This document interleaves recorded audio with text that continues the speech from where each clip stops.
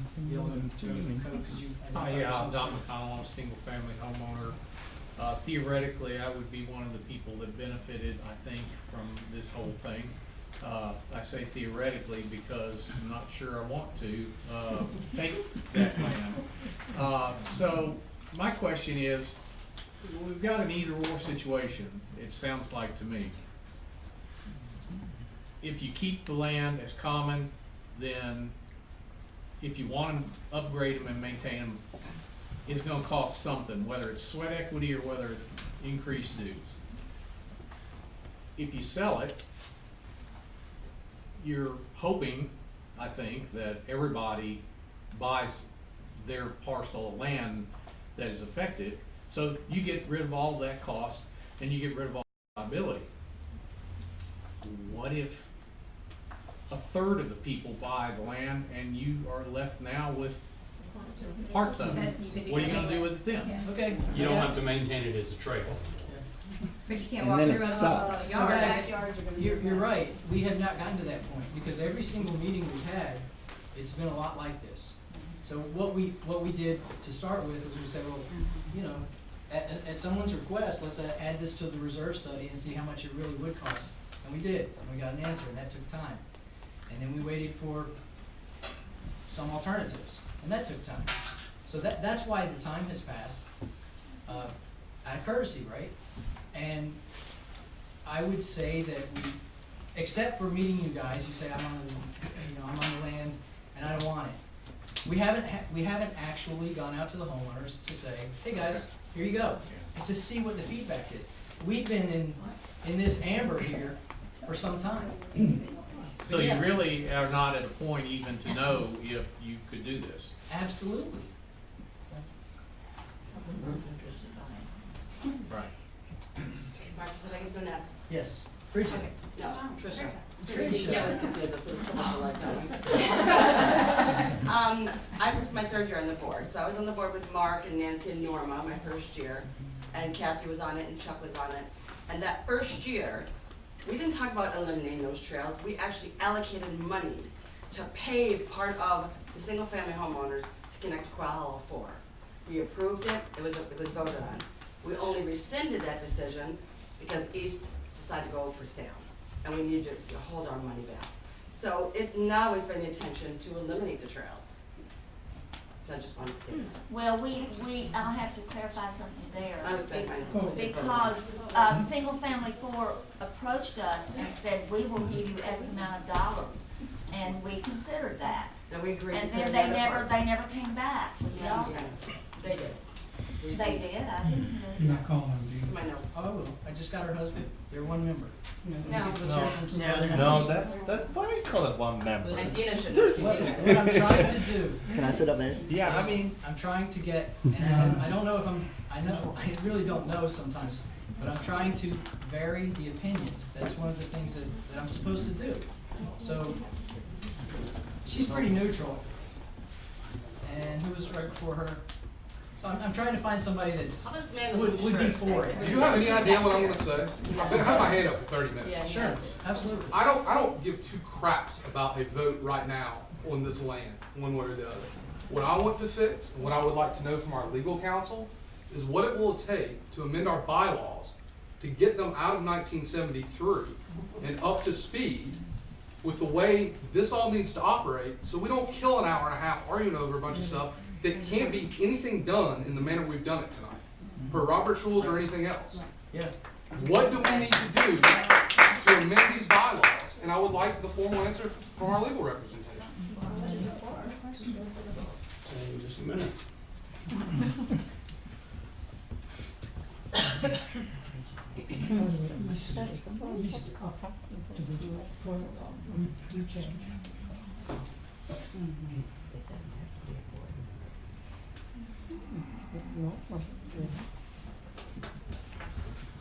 To amend your declaration requires a vote of 2/3 of the votes of the membership.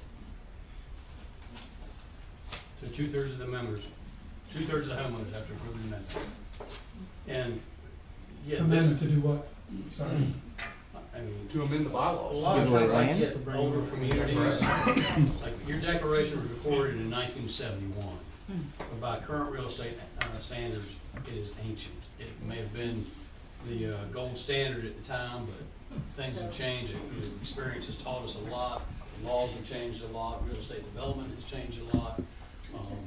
Usually when an HOA comes to me with a set of documents that old, and they say, we want to change X, Y, Z, I'm like, you really just need to throw the whole thing out and let me give you an entirely new set of declarations that are up to today's standards, because frankly, it's less expensive for me to do it that way than trying to go in and surgically remove certain provisions and replace, 15 different provisions, rather than just give you a whole set. How do we start that? Hmm? How do we start that? Well, He asked, sir, I'm sorry, Mhm.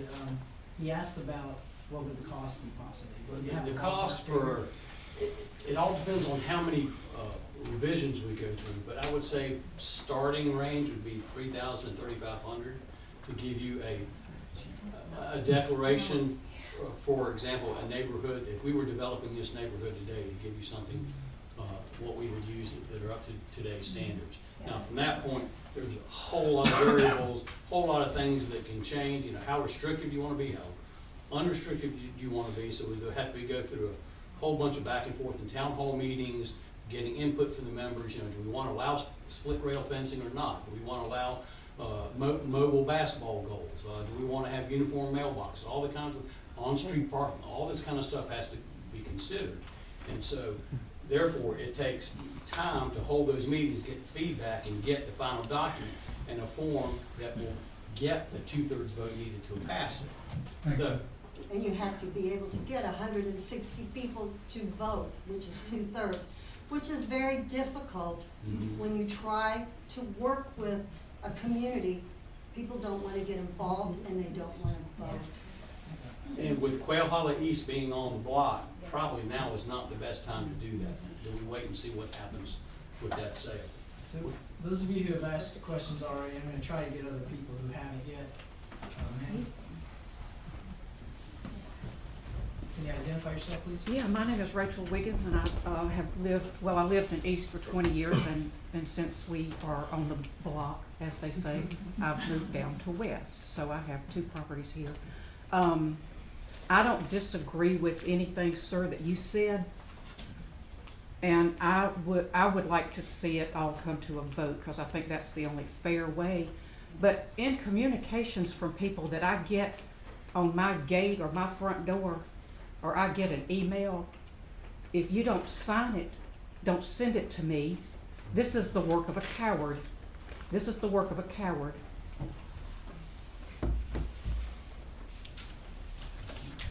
Is there anything else, Rachel? And it's it's the faults of, it's lies of a coward. It's lies of a coward. This is inflammatory, it's divisive, it's what this neighborhood does not need. It's especially what we don't need in East. Because this could affect our sales somehow or another. And this is real important to us. So anyway, this is a coward. Don't do this. Don't act like this. If you care like Ann says you care, then act like somebody that cares and not like a coward. This is wrong. That's it. Thank you, Rachel. I'm gonna try to get people who haven't spoke yet. Ma'am? Without discussing the merits of the trails, if there is litigation arising out of this, or failure to put it to a vote, or for whatever reason, have we discussed how much legal fees we might have to incur, and who would bear those costs, and would this affect our attempts to sell the property if there was some sort of litigation to enjoin the sale of the things? How would that affect? No, we really haven't talked about that, because this is the first time that, for example, we've been told that there's an attorney, it's the first time, well, the second time that I've been called a liar. This is heightened, right? So I'd say that at this point, we haven't really dealt with that. Is that something that wouldn't occur for a vote? Yeah, I said those concerns are probably premature. I mean, if the board decided to push forward with the sale of the property without a vote of homeowners, yeah, I think that's the discussion they would need to have before they make that decision. And What is your He's been having hourly it rate? in. Yes, sir. Yeah, I'm also a resident of East, and in theory, as soon as 6 months from now, because none of this will be relevant, but I would like to just attempt to push things to a higher level. People on all sides have made passionate appeals. There's facts. There's a campaign to be had, one side and the other. I think the only fair thing, the only American thing to do is to have a vote, especially on something I would probably vote to sell, but I would like to see a vote. I also am concerned that my potential buyer, Cal Atlantic, will not be pleased to see a lawsuit or the potential of a lawsuit where they very soon will be the largest deep-pocketed owner of property liable to be sued by their own neighbors. This is not a good thing.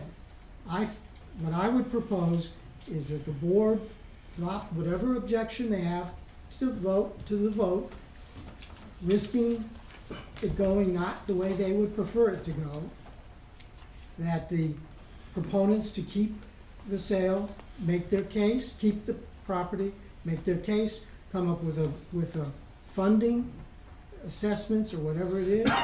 Those people who would take a contrary view would have their couple of months to state otherwise. And then in July, we have a vote, 2/3 would decide. Have a campaign, get out the vote, promote your side, let the community decide. End this hostility. Thank you, sir. Sir, I think you've had your hand up or something. Yeah, just because I like to kind of see where everything's going. So what are the next steps after this meeting? Are we going to decide, because there's a lot of things that have come up as kind of points. So next steps, are you going to continue with the course of action that you've already started in May, whatever it was? Are you going to follow through with the request to change bylaws? Are you going to meet?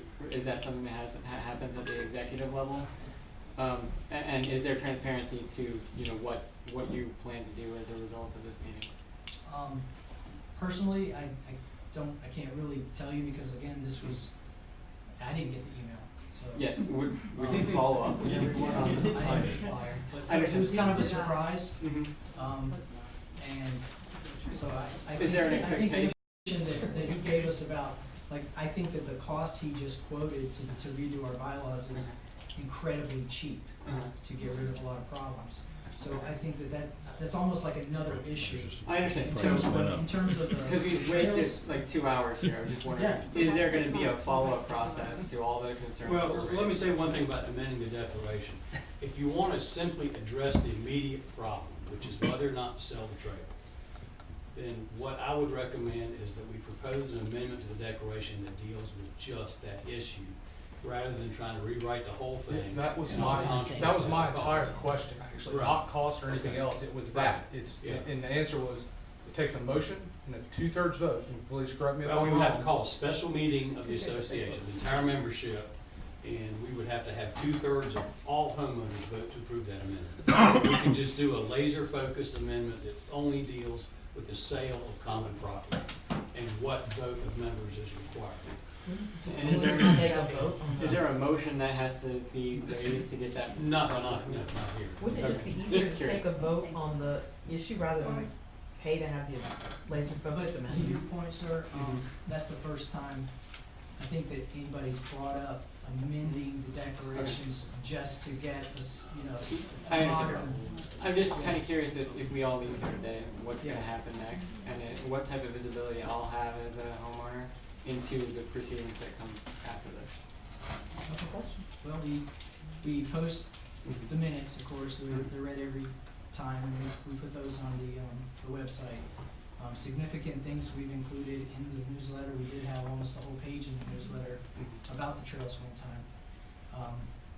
Aside from that, we have questions and answers. Okay. Just wanted to clarify that because I'm kind of new here. So. opportunity Well, to. welcome. One quick question for clarification, I'm still a little confused on one thing. Are you giving away this land or are you selling it? The motion that was approved in March